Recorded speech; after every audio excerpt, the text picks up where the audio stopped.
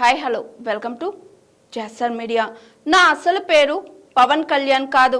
ఆ పేరు ఎలా వచ్చిందంటే తెలుగు సినీ పరిశ్రమలో అత్యంత ప్రజాదరణ పొందిన హీరోల్లో ఒకరైన పవన్ కళ్యాణ్ తన ప్రత్యేక నటన, మేనరిజమ్స్, వ్యక్తిత్వంతో కోట్లాది మంది అభిమానులను సంపాదించుకున్నారు.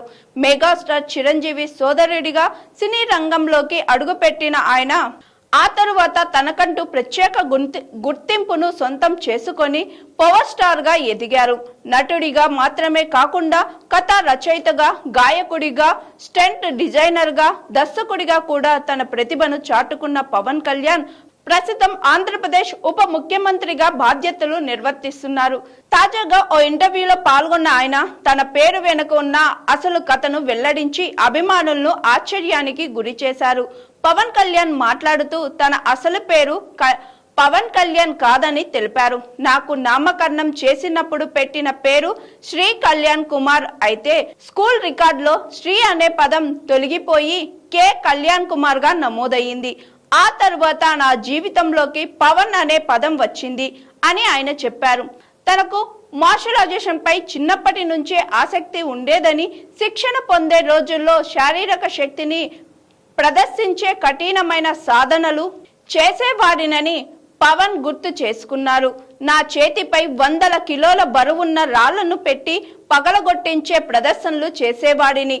నా శక్తి, పట్టుదల చూసిన మా మార్షల్ ఆర్ట్స్ గురువు హనుమంతుడిని గుర్తు చేస్తూ నా పేరుకు ముందు పవన్ అనే పదాన్ని జోడించారు.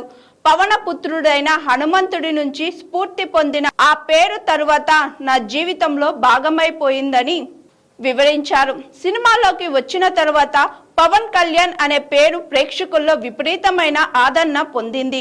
వరుస విజయాలతో ఆయన స్టార్ హీరోగా ఎదగడంతో అభిమానులు ప్రేమగా పవర్ స్టార్ అనే బిరుదును అందించారు. ఆ తరువాత ఆ పేరు కేవలం ఒక స్క్రీన్ నేమ్ గా కాకుండా తెలుగు సినీ పరిశ్రమలో ఒక బ్రాండ్ గా మారిపోయింది.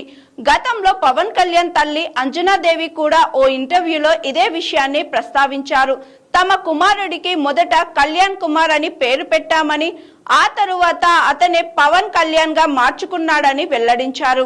అయితే ఇప్పుడు స్వయంగా పవన్ కళ్యాణ్ ఆ పేరు వెనుక ఉన్న అసలు కారణాన్ని వివరించడంతో అభిమానులకు పూర్తి క్లారిటీ వచ్చింది.